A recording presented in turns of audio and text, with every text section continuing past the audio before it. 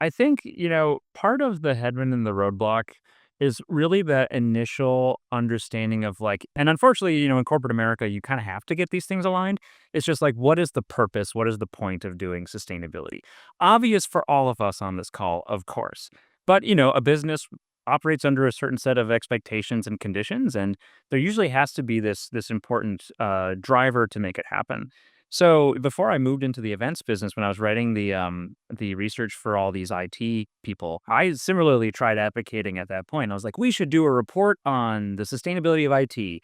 And this is in 2013. And then my boss was like, why? And I said, I think it's cool. And that wasn't enough, as it turns out, to like change the course of my company's research.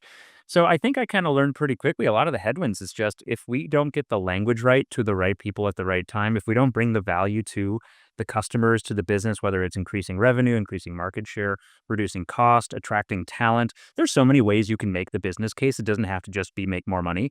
But if it's not couched in that, I realized I was kind of asking this question over and over. But Louisa, it was like me going to a steakhouse and being like, hey, give me the veggie burger, give me the veggie burger.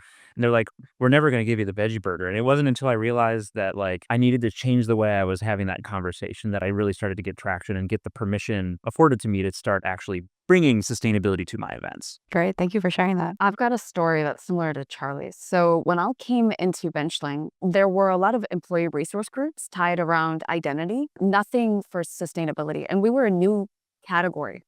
We weren't an employee resource group, so we weren't entitled to the same resources when I started the group and decided to become official. So I had to build a charter, put a presentation together to sell us to the executive team. And how I was able to structure these conversations is gathering some of the chatter on Slack to start with our sales team, constantly asking questions from our clients, because I used to work in the biotech software space. Our clients were putting pressure on us to say, what initiatives are you doing? Can you get certification in this? Because we worked with a lot of agri-tech and food manufacturing companies, in addition to biotech and pharma, where it's top of mind because climate affects healthcare directly.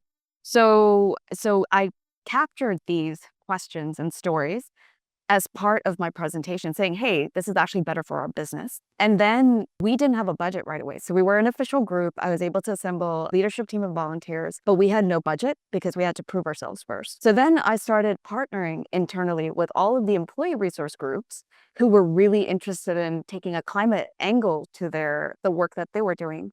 For example, I did an event with our BIPOC group. It has a significantly larger impact on the BIPOC community because of lack of resources, lack of kind of awareness within the States. And we found parallels in Europe as well. In addition to that, I was able to partner, for example, with our mental health and neurodivergence group and do a beach cleanup day. That was kind of a big marketing push around that.